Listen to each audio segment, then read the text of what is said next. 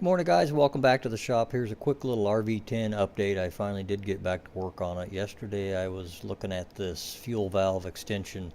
All it is a little piece of average wall thickness. This is 3/8 outside diameter and 65 thousandths ID. It's chromoly tube.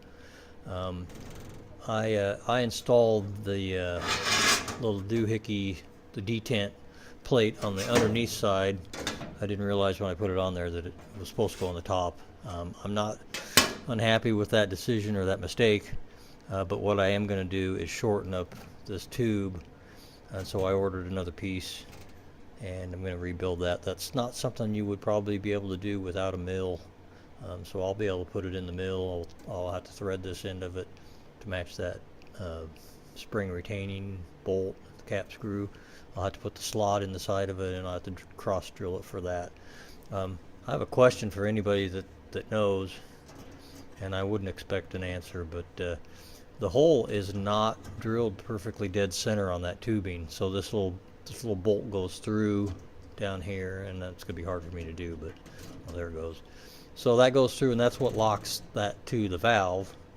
Then the handle goes on the top with the spring and all that hoo-ha up here. But this hole down here, and I believe also the slot, but I'm not sure about that. This hole certainly is not drilled dead center on the cross hole, because you can't get that bolt through there if you turn it around 180, because it's not dead center. So to me that means, and I should take the valve out of there and I'd be able to tell.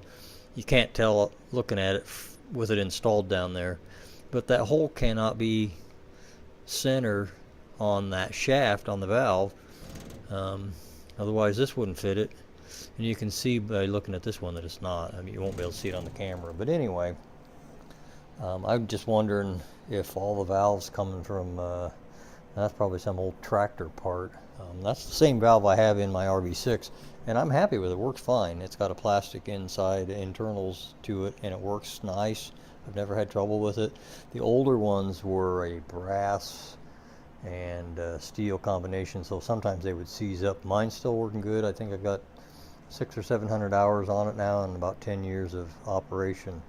So I'm not putting in the, I bought the Andair valve when I was doing my 6, but I ended up selling it. It's like I have a real strong feeling about sticking with the plans and doing it the way Van's designed it, especially when it comes to stuff like the fuel system. I know a lot of guys are using that Andair stuff, but one of my other primary philosophies is, why in the heck would you want to spend a bunch of extra money on something that you really don't need to? It's not going to make it look a whole lot better, and it's not going to work any different, and it's not going to work any better. It's just the new builders, I guess, are getting it in their head. It's like they've got to do all these fancy upgrades and mods that really aren't required. Anyway, I'll quit ranting.